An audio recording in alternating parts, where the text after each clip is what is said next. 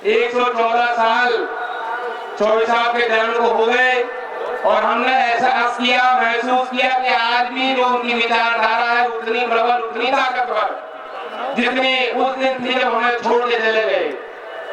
आज भी हम अनाथ नहीं है, आज भी हम ताकतवर हैं, हमारा वजूद है। दो मुद्दे, पहली बात तो ये है कि अब हम सबको सोचना पड़ेगा कि जिसे हम नेता बनाते हैं या कहते हैं कि हमारे नेता हैं, चुनाव होते हैं, चुनाव में जिताकर भेजते हैं, सामाजिक मंचों पर उनका स्वागत करते हैं। उस नेता में क्या खूबियां होनी चाहिए, नेता का चरित्र क्या होना चाहिए। शायद जो आदर्श हमारे पूर्वज स्थापित कर गए, चौबे साहब ने किया, अपने जीवन को एक उदाहरण बनाया। उनके जीवन परिचय को आप जानते हो भली भांति। उनसे अगर हम तुलना करें कि नेता की खूबी क्या होनी चाहिए, सबसे पहली बात तो ये है कि नेता का दिल बहुत बड़ा होना चाहिए, विशाल विराट। जो गलत कार्य करते हैं, जो शोषण करते हैं गरीब का, उसके खिलाफ कोई नरमाई ना हो, सख्ताई से पेश आए, कड़ाई से पेश आए, अपने सिद्धांतों से समझौता कभी ना करें, लेकिन वही नरमाई भी होनी चाहिए अपने लोगों। चौधरी चरण सिंह जी के संबंध में एक पुस्तक लिखी है, माय डेज विद चौधरी चरण सिंह, और शर्मा जी थे उत्तर प्रदेश सरकार में, उनके साथ रहे सचिव है, उन्होंने लिखी। और ये चीज दर्शाता है कि चौबे साहब ठीक है, लोग जो उनको जानते हैं, पुराने लोग बैठे, मेरे बुजुर्ग बैठे हैं यहाँ, चाचा ताऊ, कभी आप गए होंगे, उनसे मुलाकात आपने की होगी, अपनी मांग कुछ रखी होगी, वो आपसे नरमाई से पेश आते थे, लेकिन उनका गुस्सा भी था, लोग डरते भी थे कि अगर हम कुछ गलत कार्य करेंगे तो अगर उनकी निगाह हम पे पड़ गई तो खैर नहीं है, लोग ये भी जानते। लेकिन अपनों से प्यार बहुत करते थे, उनकी भावुकता थी।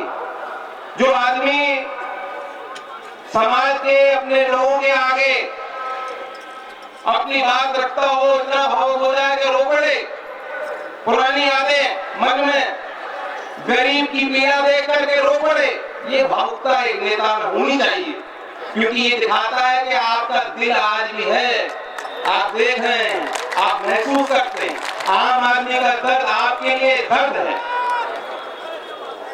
तो उन्होंने एक उदाहरण दिया, शर्मा जी ने किताब में, पुस्तक में लिखा है कि लखनऊ में कार्यालय में चौबे साहब बैठे थे, रात के 8:30-9 बज चुके थे, और कोठी से फोन आया कि भोजन तैयार है, चौबे साहब को आप भेज दें, आ जाएं।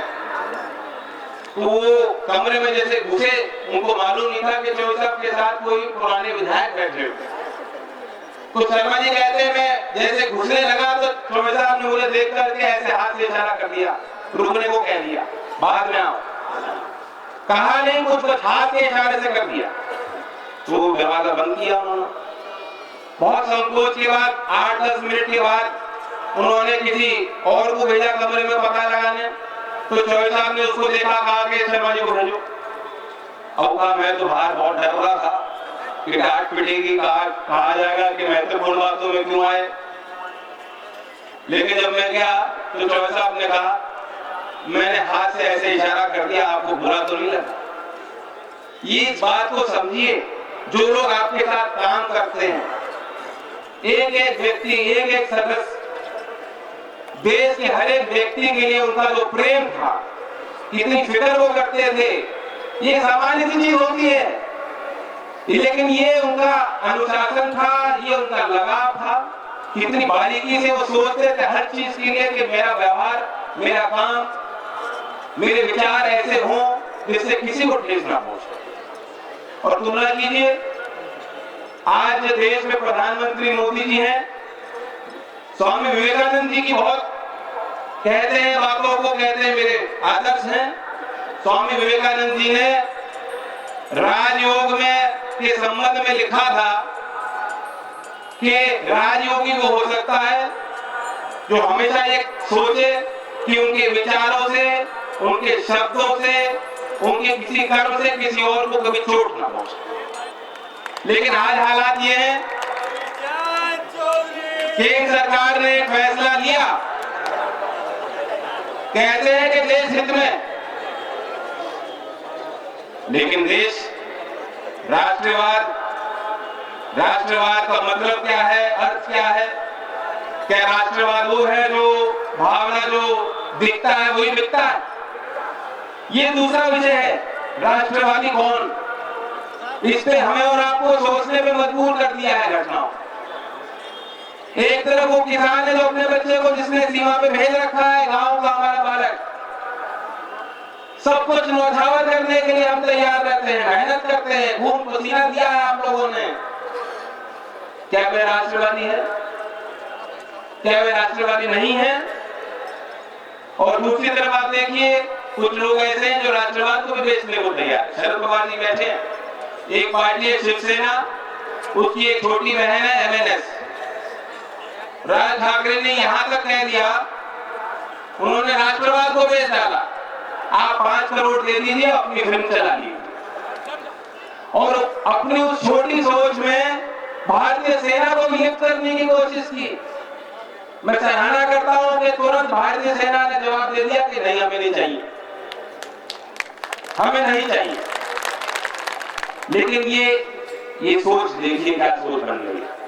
आप अगर सिनेमा में खड़े होंगे, आप अगर बैंक की लाइन में खड़े होंगे, कतार में खड़े होंगे, तो आप राष्ट्रवादी, आप राष्ट्रवादी।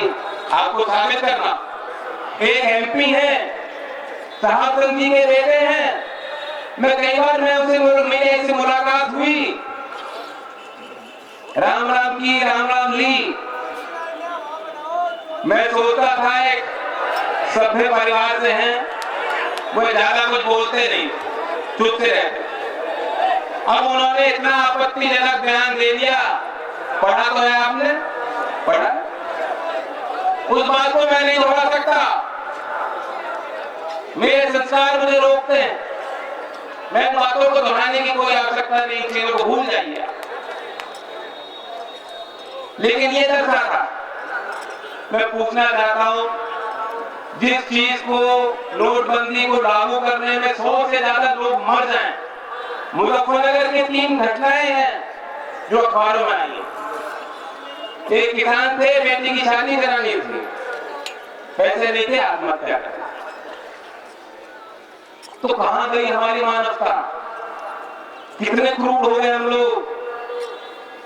हमने अपना लक्ष्य तय कर लिया, चुनाव जीतना बस, और सब कुछ दांव पे लगाने के लिए तैयार। जो विरोध करेगा वो राष्ट्रद्रोह है। नहीं, सहनशीलता होनी चाहिए नेताओं में। विरोध के स्वर उठते हैं, उनको सोचो, उनको क्यों उठ रहे हैं, क्या कारण है, क्या कमियां हैं, इस पर सरकार को सोचना चाहिए। अब मैं नहीं कह रहा, लोग कहना शुरू कर रहे, मीडिया में चर्चाएं हो रही हैं। कल बैंक के कर्मचारी दिल्ली में, मुंबई में काले झंडे लेके बैठे थे, विरोध कर रहे थे कि हमारा काम नहीं है। सरकार ने हमें कह दिया कि जो 5000 से ज्यादा जमा करने आएगा उसकी जांच पड़ताल करो, और 2 दिहाड़ी करेंगे, 1 पे भरोसा मत करना, 2 करेंगे। ये क्या है? मुझे याद है प्रधानमंत्री जी का एडवर्टीजमेंट आया था, होर्डिंग अभी भी लगे हुए हैं, पेट्रोल पंप पे लगे हैं, बस के पीछे लगे हैं, आपने देखे होंगे। कहा गया है एक प्रधानमंत्री जी की फोटो है और एक व्यक्ति है गरीब, और उसके ओर से कहा गया है कि मुझे कोई जल्दी नहीं, 30 दिसंबर तक आराम से अपना पैसा, अपनी पूंजी, मेहनत की कमाई में अपने बैंक में डालो, और 2.5 लाख तक डालिए बेफिक्र होकर। फिर एकदम सरकार जाके कि नहीं नहीं, ये नहीं हो सकता। प्रधानमंत्री जी ने 8 नवंबर को कहा था कि आप 25 नवंबर में RBI जो सीमा है नोट बदलने की उसको बढ़ा देंगे। 25 नवंबर में RBI ने कह दिया हम नहीं बढ़ाएंगे, अब नोट नहीं बदले जा सकते, अब जमा कीजिए। एक दिन कुछ कहते हैं, दूसरे दिन कुछ और 60 नियम बना दिए। अब RBI कह रही है 5000 से ज्यादा जमा कर सकते हैं, कोई दिक्कत नहीं। पहले कहते थे नहीं बदलाओ, 14 लाख करोड़ आ चुके हैं, कह रहे थे कि बहुत और देश का गरीब ये सोच रहा था कि अमीर और गरीब के बीच में फासला दूरी है, कमी हो जाएगी। समानता, सामाजिक समरसता, ये बातें सब किसको बुरी लगती। लेकिन जनाब गौर कीजिए, जब ये फैसला सुनाया गया तुरंत विजय माल्या ने ट्वीट किया, बहुत बढ़िया फैसला, बहुत अच्छे। और अंबानी जी और अदानी जी जैसे बड़े उद्योगपति पूंजीपतियों ने सबने एक स्वर में कह दिया, बहुत ही बढ़िया काम है ये, बेहतरीन, भ्रष्टाचार का खात्मा होगा, काला धन हमें मिलेगा। आप सोचिए, कष्ट तो आप पे है, जो लोग लाइन में खड़े हैं उन पे, बड़े बड़े पूंजीपति सब स्वागत कर रहे हो, विजय माल्या जिस फैसले का स्वागत कर रहे हो, क्या वे भ्रष्टाचार के खिलाफ लड़ाई?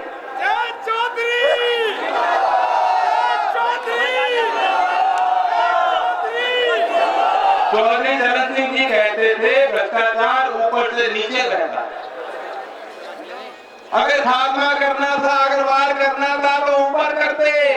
सरकार जानती है कौन वो लोग हैं, देश जानता है कौन लोग हैं। 10 कॉर्पोरेट घराने हैं जिन्होंने 5.73 लाख करोड़ कर्ज बैंक से ले रखा है, और एनपीए और स्ट्रेस एसेट्स को जोड़ करके 12-13 लाख करोड़ धन, आपका पैसा बैंकों ने ऋण दे रखा है लोगों को, बड़ी बड़ी कंपनियों को, पूंजीपतियों को। उनका वापस करने का, लौटाने का कोई इरादा नहीं था, इसलिए ये फैसला लिया गया। बैंकों की हालत खस्ता थी, बैलेंस शीट बननी नहीं थी, कहां से पैसा आता, सरकार को देना पड़ता। सरकार ने कहा जनता है, वही जनता जनार्दन होती है, जनता भली भी बहुत होती। तो ये सारा एक षड्यंत्र बना गया है। कहा गया था कि बहुत पैसा बाहर रह जाएगा, गंगा में बहा देंगे, नालों में पैसा पाया जाएगा, जला देंगे अपने नकली, जाली, खराब नोट, काला धन जला देंगे सड़कों पर। तो ये 14 लाख करोड़ पैसा जो धन जो आपके बैंकों में आ गया, ये कहां का है, क्यों आया? आपने नकेल क्यों नहीं कसी? अब रोज खबर होती है, कहीं से 20 लाख, कहीं से 50 लाख, कहीं से 1 करोड़, कहीं से 4 करोड़, कहीं से 100 करोड़ अभी से लोगों के हाथों में आ गए। कैसे आए, क्या सरकार को मालूम नहीं? और आप देखिए क्या षड्यंत्र बन रहा है। बताया जा रहा है कि देश को सिर्फ एक आदमी चलाता है, सामूहिक फैसले नहीं होते। हम तो पंचायती मिजाज के लोग हैं, है कि नहीं? बताओ, है कि नहीं? बड़ों की मानते हैं, पंचायत की मानते हैं, सामूहिक फैसले को मानते। ये सरकार सामूहिक फैसले को नहीं मान रही। मैं दावा करता हूं, मैं कहता हूं सरकार को, जो कैबिनेट मीटिंग की नोट आरबीआई का जो सुधार था, वे देश के जनता के समाज सदन के पटल पे रख के दिखाए कि हमने क्या चर्चा की थी, क्यों फैसला लिया। सच्चाई देश के सामने होनी चाहिए। और इस सबसे एक और बड़ा पहलू होता है, 8 नवंबर के बाद इस सरकार ने 7,000 करोड़ 63 डिफॉल्टर का माफ कर दिया, एनपीए से भी बाहर कर दिया। आज आम आदमी ये सोच रहा है और कहने लगा, ये पैसा मेरा था, इसमें कोई काला सफेद नहीं होता, मेरी मेहनत की कमाई। यहाँ जो लोग हैं वो किसानी से जुड़े हैं, किसान ने कोई काला धन नहीं बना रखा। यहाँ कोई एक आदमी ऐसा नहीं है जो अवैध काम करता हो, कोई स्मगलर नहीं, कोई माफिया नहीं है। बताओ, है कोई? सब ईमानदार लोग और जीवन भर की कमाई। अब ये सवाल उठ रहा है कि जो आपने पैसा बैंकों में जमा किया, हम नहीं चाहते कि ये पैसा जो है पिछले दरवाजे से सीधा निकल जाए और फिर दोबारा जिस तरह से 12-13 लाख करोड़ ऋण आज जो ये बैंक वापस नहीं लेने की स्थिति में है, दोबारा जो है ये स्थिति बन जाए। हम नहीं चाहते अदानी और अंबानी और बड़े बड़े लोगों के, बड़े बड़े घरानों को ऋण मिल जाए, उनका लोन माफ हो। हमारी एक मांग है, कैसे कैसे करके आपने बुआई की है, उधार लेकर के खाद और यूरिया का इंतजाम कहां से किया है मैं नहीं जानता, बीज का इंतजाम कैसे किया मैं नहीं जानता, बहुत कठिनाई है। और जिनकी फसल तैयार खड़ी थी क्या कर रहे हैं, 50 किलो गाजर 4 रुपए में, साहिबाबाद मंडी में 30 किलो गोभी 5 रुपए में। जो छोटे किसान हैं, जो सब्जी की करते हैं खेती, फूल की करते हैं खेती, क्या कर रहे हैं? गन्ने की क्या स्थिति है? प्रधानमंत्री जी फिर बोल के आए कानपुर में, कह दिया कि मैंने सारा कर दिया। बताओ, क्या पिछले साल का सारा पेमेंट गन्ने के किसानों का हुआ है? ये बातें कोई उठाता क्यों नहीं? मैं पूछना चाहता हूं, देश की मीडिया बैठी है, प्रधानमंत्री लाल किले से कह रहे, कुशीनगर से कह चुके, सहारनपुर में आके कहा, अब कानपुर में कहा कि हमने गन्ने के किसानों का हजारों करोड़ बकाया था और हमने बागडोर संभाली और सारा पैसा जो है किसानों को दे दिया। और यहाँ तक कि उन्होंने ये भी कहा कि हमने जो पैकेज में दिया है वो सीधा किसानों के खातों में देने का हमने प्रयास किया, सीधा किसान के खातों में पैसा गया। बताओ, हम बहुत सुनते हैं 6,000 करोड़, तो आप इस चीज को समझ लो। आप देख लो अपने आप के साथ कौन बैठा है, दाएं पे कौन बैठा है, बाएं पे कौन बैठा है, आगे कौन बैठा है, पीछे कौन बैठा है। अपने पड़ोस में देख लो, अपने गांव में देख लो, क्या हालत है किसान की। जो मजदूरी करता था उसकी मजदूरी छिन गई। गांव के छोटे बड़े काम जो थे, छोटे व्यापारी जो आपके ईंट के भट्टे, तमाम ऐसे काम ठप हो गए, बर्बाद हो गए। प्रधानमंत्री जी ने कहा था कि मैं हर साल करोड़ों नौजवानों को रोजगार दूंगा। उठो नौजवानों, मांगो अपना हक, कह दो सरकार को हमें रोजगार देने वाले थे, कहां हमारी नौकरी? जो नौकरियां थी वे भी छिन रही हैं। हमारी एक मांग है कि ये जो देश के संसाधन है उसमें पहला अधिकार देश के किसानों का और देश का नौजवानों को बनता है। आप बताइए, बनता है कि नहीं बनता? और कोई परिणाम हम स्वीकार नहीं करने वाले। 5 तारीख को जंतर मंतर तमाम ये पार्टियां आई थी, आपकी इस मांग का समर्थन उन्होंने किया, पार्लियामेंट में मुद्दा उठाए और राष्ट्रपति के पास तमाम जो दफ्तर हैं उनको दफ्तरों को ये आगे दरवाजों को खटखटा कर ये लोग गए, लेकिन सरकार को अभी भी एहसास नहीं है। वो अभी भी ऊंची उड़ान भर रहे हैं और मोदी जी ताली बजा रहे हैं कि सारे काम फोन से हुआ करेंगे, मजदूर को पैसा फोन से मिला करेगा। मित्रों, लेकिन 70 करोड़ देश में ऐसे लोग हैं जिनके पास मोबाइल फोन नहीं। 26% ही महिलाएं हमारे देश में हैं जिनके खुद का बैंक का खाता है। ये फैसला सीधा प्रभाव इसका महिलाओं पे ज्यादा खराब पड़ेगा। लेकिन हम हवाई ख्वाब, बीरबल की खिचड़ी, मैंने बचपन में सुना था। ये बात है कि सर्दी का मौसम है, घर में शादी हो रही है, आप गए दर्जी के पास एक अच्छा सा सूट सिलना है, उसने कपड़ा इतना छोटा काट दिया कि आप दोबारा जो है जब आप लेने गए तो आपको निक्कर की खूबी सुना रहा है कि निक्कर ले लो, निक्कर ज्यादा बढ़िया लगेगा, बारात में नाचते हुए अच्छे लगो। यही बात हो रही है। सरकार ने पहले कहा ये हमने फैसला लिया आतंकवाद के खिलाफ लिया, भ्रष्टाचार के खिलाफ लिया, काले धन के खिलाफ लिया, नकली नोटों के खिलाफ लिया। अब फिर कह रहे हैं नहीं, digital India, less cash, cashless. अब कह रहे लॉटरी है, लॉटरी ले लो। सरकार ऐसे नहीं, सरकार के हर फैसले के पीछे अध्ययन होना चाहिए। चौधरी चरण सिंह जी अपने भाषणों में आंकड़ों को समझाया करते थे, आम आदमी को अर्थव्यवस्था के बारे में पूरी जानकारी दिया करते थे। उस समय अखबारों में जानकारी, आजकल तो गूगल बाबा चलते हैं, नौजवान चला देते हैं, कोई भी जानकारी चाहिए तुरंत फटाक से हाथ में उनकी मिल जाती। वे जमाना नहीं था। क्यों आंकड़े समझाते थे चौधरी साहब? वे चाहते थे कि आप मुद्दों से जुड़ो, व्यक्तित्व की पूजा ना करें, एक व्यक्ति की पूजा ना करें। जब भारतीय जनता पार्टी के स्पोक्स पर्सन कहते हैं कि छापेमारी क्यों हो रही है, क्योंकि बैंक के पीछे कैमरा लगाया और मोदी जी हर कैमरे को देख रहे हैं, हर कैमरे को देख रहे हैं, हर भ्रष्टाचारी में मोदी जी की नजर। इस सरकार में और भी कोई है कि नहीं? कोई वित्त मंत्री होगा, कोई आरबीआई गवर्नर होगा, कोई चीफ इकोनॉमिक एडवाइजर होगा, कोई संतरी होगा, कोई अफसर होगा, कोई डीएम होगा। ये क्या? चौधरी चरण सिंह जी ने संस्थाएं बनाई, उनको फिक्र थी कि मेरे जाने बाद क्या होगा।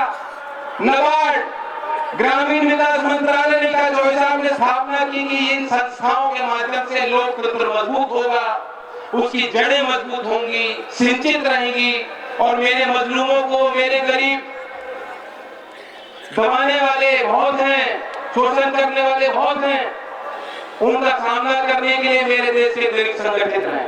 ये चौधरी चरण सिंह जी का प्रयास। व्यक्ति पूजा को छोड़ दे, मैं नौजवानों को कहना चाहता हूँ, चुनाव आएंगे, चुनाव जाएंगे, उसकी फिक्र ना करें। पिछला चुनाव हो गया, अब हमें आगे की ओर देखना। आपको समझदार होना पड़ेगा। बहुत बड़ा प्रोपेगेंडा है, तरह तरह की बातें होती हैं, बात चलाई जाती है, जैसे गणेश जी को दूध पिला दिया था, पता नहीं क्या क्या हुआ।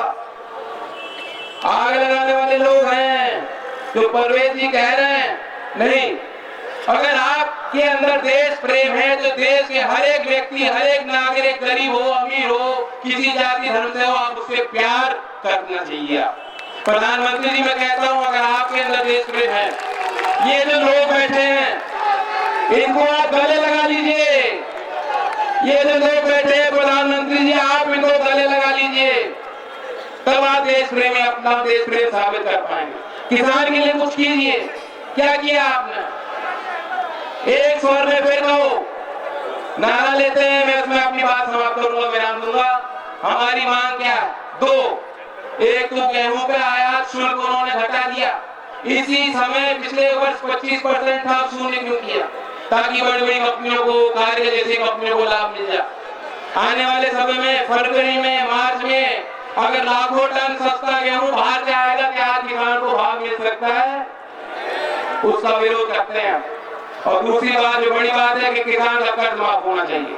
किसान का कर्ज, मैं बोलूंगा किसान का कर्ज नहीं, कंफ्यूज मत हो, सीधे बात है, माफ करो। किसान का कर्ज, किसान का कर्ज, किसान का कर्ज। धन्यवाद। जय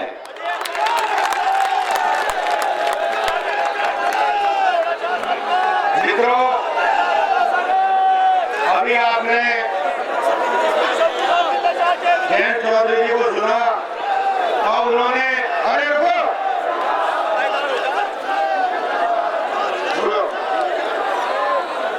अभी आपने जयंत चौधरी जी को सुना, उन्होंने दो मुद्दे उठाए। मैं आपको जानकारी दे रहा हूं, 26 दिसंबर को राष्ट्रीय लोकदल की अगुवाई में जयंत चौधरी जी के नेतृत्व में लखनऊ में